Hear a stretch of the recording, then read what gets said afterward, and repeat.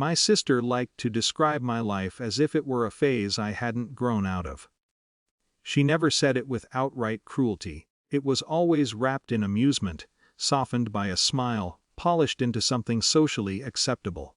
You've always been so practical. Practical. The word lived somewhere between compliment and dismissal. Family gatherings had their predictable rhythm. My sister and her husband occupied the conversational center, their world narrated in confident, expansive language, investments, ventures, projections, vision. That word came up often. Vision. It hovered around her husband like a credential. I worked with my hands. Construction management, early mornings, long days, tangible results. My work left visible marks on the world, buildings, structures, things that stood because someone calculated correctly and tightened every bolt. But in my family's vocabulary, visibility didn't equal prestige. Stability didn't equal admiration. You couldn't do what he does, my sister once said lightly, swirling wine in a glass I suspected cost more than my weekly groceries. Her husband smiled modestly, which somehow made the comment sharper. I shrugged. There was never much point in arguing with narratives people found comforting. Years passed in this quiet arrangement. Their lives grew louder, shinier, more volatile. Mine stayed steady, predictable, unremarkable in ways I had come to value. Then the tone began to change. Subtly at first, phone calls that felt different. My sister's voice lost its familiar buoyancy, sentences bending under something heavier. There's just a temporary situation. Temporary situations, I'd learned, were often permanent realities waiting for the right language. Numbers emerged slowly, reluctantly. Loans, refinancing, exposure. When the full scale finally surfaced, it did so without drama, a flat, exhausted admission that carried more weight than any confession could. Millions.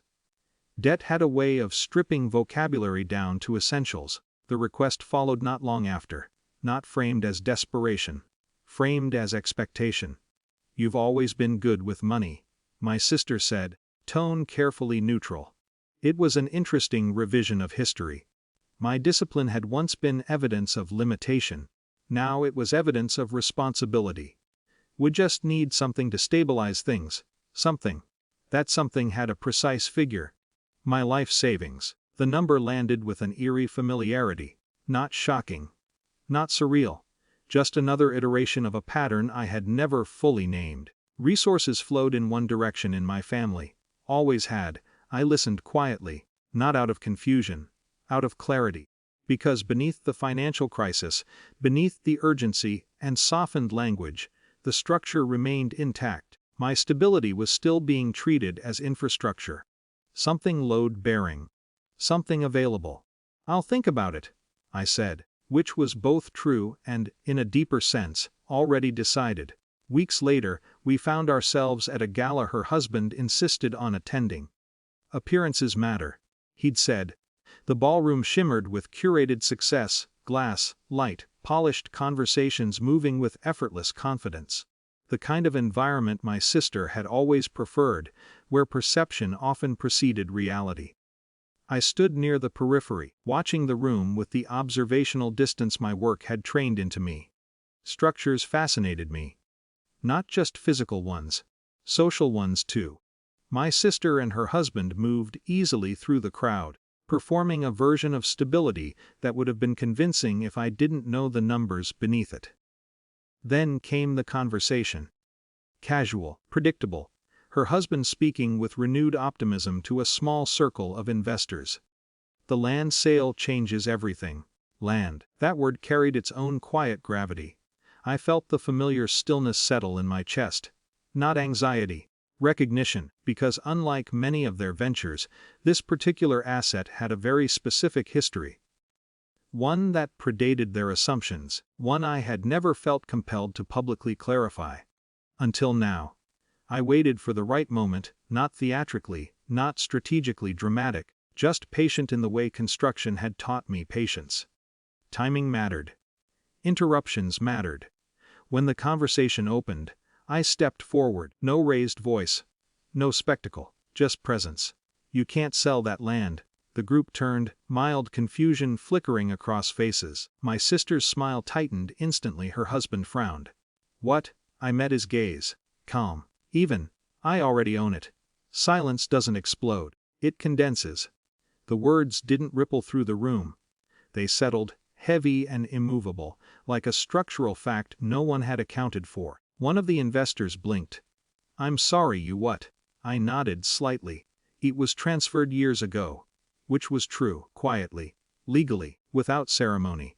Because unlike vision, ownership required paperwork, verification, reality. My sister stared at me, as if trying to reconcile two incompatible versions of me, the practical sibling she had long categorized, and the person now standing in front of her, calmly altering the geometry of the conversation. Her husband's expression shifted first, confidence draining into something closer to calculation. That's not. But he didn't finish, because certainty, like debt, had limits. No one raised their voice. No one created a scene. Authority wasn't needed. Documentation already existed. The conversation simply stopped, reassembled itself around a new structural truth. I didn't elaborate, didn't justify, didn't explain motives that would have sounded like accusations. I just thought you should know, and that was the closest thing to confrontation I offered.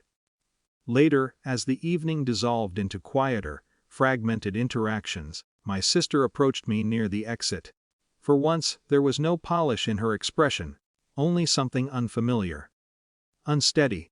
You never said anything. I considered that. Then answered honestly. You never asked. The space between us held years of unspoken things, judgments, assumptions, small dismissals that had seemed harmless in isolation. Now they formed a pattern too visible to ignore. I hope things work out, I said.